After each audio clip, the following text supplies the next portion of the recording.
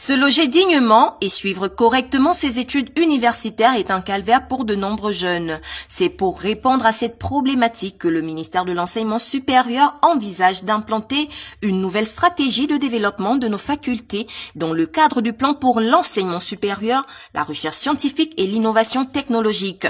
En plus de l'accroissement des capacités d'accueil de l'UOB et de l'USTM, les autorités de la transition ont prévu de faire aboutir les projets des universités de Port-Gentil, OIM, Mula et Akanda, en plus de la construction du siège de l'Université numérique de Lambaréné, et ce, dans des délais allant jusqu'à 36 mois maximum. C'est dans le cadre de ce vaste plan que les autorités prévoient d'investir dans la construction de lotissements destinés à loger les futurs apprenants, lesquels seraient disséminés hors des espaces pédagogiques. Si le ministère de l'Enseignement supérieur n'a pas clairement défini les modalités de financement de ce plan, il devrait être réalisé en partenariat avec le secteur privé dans le cadre d'un partenariat public-privé.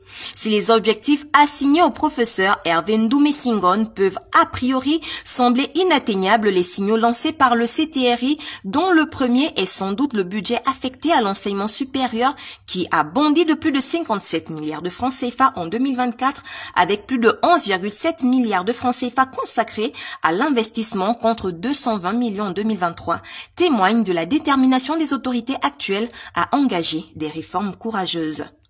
Bondi de plus de 57 milliards de francs CFA en... Les gars, je viens de me faire bannir du live que j'ai lancé il y a à peine 15 minutes sur TikTok. Parce que j'étais en train de joss des SPY en anglais et en... On reçoit ça. Ouais, c'est embêtant. À chaque fois que vous publiez une vidéo, vous devez avoir des notifications comme ceci. Je sais que je crie haut et fort que je suis contre les... Ça. Les sanctions commencent à pleuvoir. On me menace de me bannir du programme de monétisation TikTok pour avoir publié cette vidéo. Tu as sûrement entendu parler de ce qui se passe au Congo. Et si ce n'est pas le cas, je t'invite à aller te renseigner parce que à l'heure... Et ça encore. Ouais, t'as bien lu, hein. T'as très bien lu. Aujourd'hui, j'ai envie de dénoncer en fait cette inégalité qu'on reçoit sur les réseaux sociaux, surtout quand on est une femme et qu'on est noire.